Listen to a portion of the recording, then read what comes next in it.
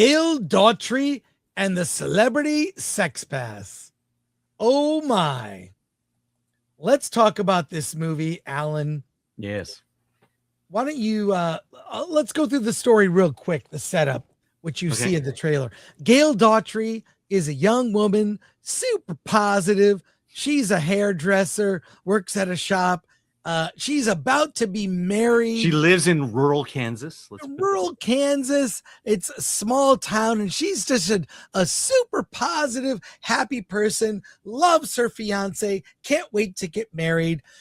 And when Jennifer Aniston comes to town to promote her book, they go to the book signing and they talk about who their celebrity sex pass would be, which is a person, if you're married, that if you ever had a chance to have sex with that celebrity, then you get a pass to do it. And you each have one person. The whole idea is you'd never do it because it would never happen. Well, he just says, well, mine's Jennifer Aniston, but whatever. They go to the book signing and he forgot something, goes back to the bookstore. He ends up in the back rooms having sex with Jennifer Aniston, who plays Jennifer Aniston in the movie. She's got her legs up, high heels. He's doing his business. And she walks in on them. It's like, whoa, whoa, whoa. It makes her question everything. She ends up going to a hair convention in Hollywood, and her sex pass is John Hamm. And you know what? She's convinced by her, well, it's got to be the best gay friend. I forget the character's name. It's Otto. Yes, best gay friend. It's like, yeah, you should track down John Hamm and have sex with him to even the score before you get married.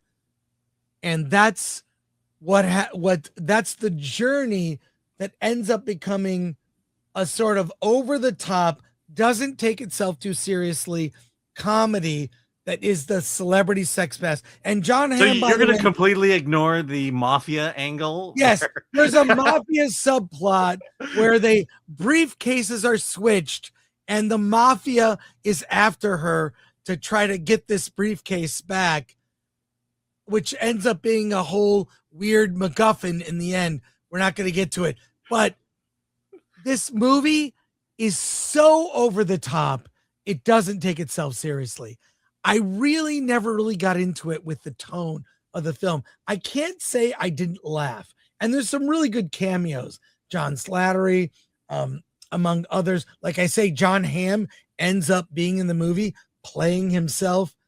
Before we get into it, Alan, what did you think of Gail Daughtry and the Celebrity? Yeah, see, I told you, I said before the show, did you see it? And I go, yeah. And before you could start, I go, we need to save it for the show.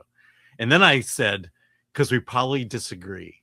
And let's hear it. We do. I really love this movie. What? I did not. I did. I'll tell you. I'll tell you the big reason why I am such a fan of The State. I don't know how much if you watch The State on. Yeah, TV. I love The State. Yeah, I mean it's basically got the entire state in the movie. It's directed by David Wayne, written by David Wayne and Ken Marino, and everyone in the state is in the movie. Let's see. Yeah, Thomas Lennon. Let me see. Carrie Kenny and even Michael Ian Hall. But the thing is, normally I would not like a movie like this because it's silly for the sake of being silly. Right. But for some reason, these guys from the state, and they've had a long time to work on this, have found the formula of making silly, A, hilarious, and B, a plot point. And I think the main reason this movie works is that there are rules to the comedy in here. Comedy doesn't happen just because it works as a joke in the scene, but it has to follow very specific rules, such as the character of Gail, played by Zoe Deutscher. Her character is well defined and never breaks character. She is the goody two shoes. And there's not a moment in this movie that she compromises her character. Same with Otto, same with the others. Even Tony Slattery or John Slattery. John Slattery. He plays a caricature of himself, and he just maintains that. And it is just such a well balanced film in that sense. And so when the silliness occurs, again, it just feels organic to what's going on. And I found myself laughing a lot. My audience, they were just, it's like, it's weird. The way it works is there'll be stretches of silence as things happen. And then this one joke will hit and the entire audience just burst out in laughter. And then it'll get quiet again. And then something happens that is just unexpected. And the audience just bursts out in laughter. By no means is it a perfect film. Like there's a part where Richard Kind, talk about cameos. He's their taxi driver.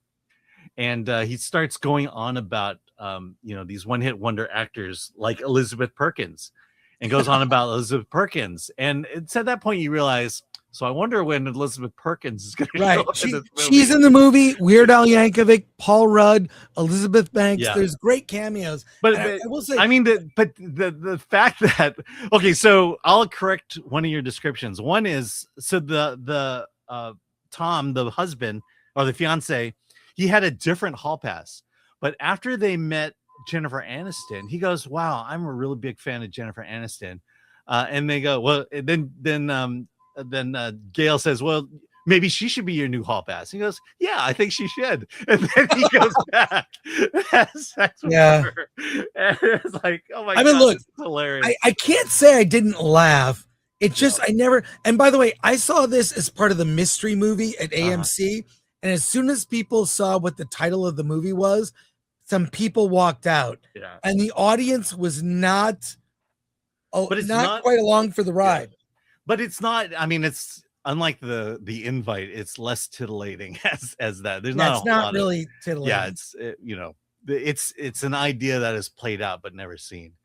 And then the ending was like, oh my God, this is the perfect ending to all of this nonsense. I do like the thread I really loved in the film. Yeah, I thought worked was all the being so Gail Daughtry's being naive about everything.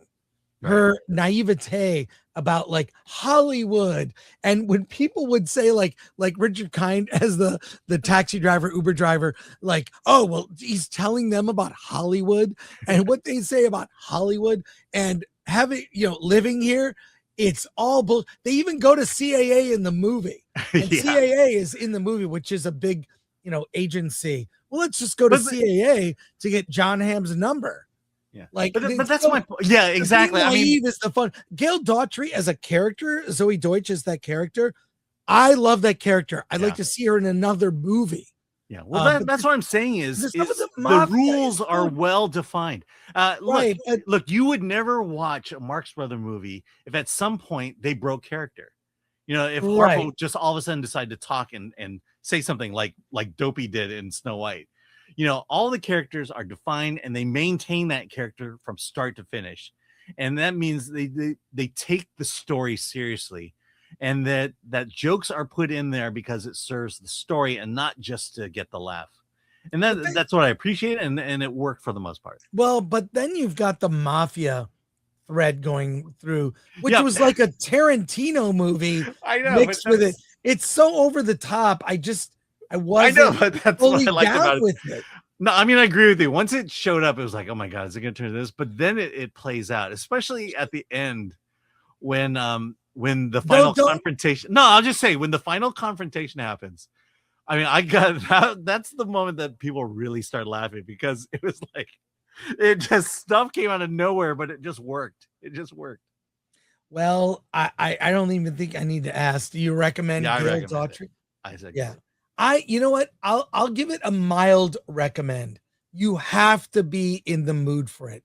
And you have to know going in, because I do like The State a lot. Mm-hmm. I do like those performers like Ken Marino, who plays a character in the film. It ends up being almost like a Wizard of Oz adventure, but the land she goes to is Hollywood, like the Wizard of Oz in Hollywood. Collecting. Well, there is that moment in the movie.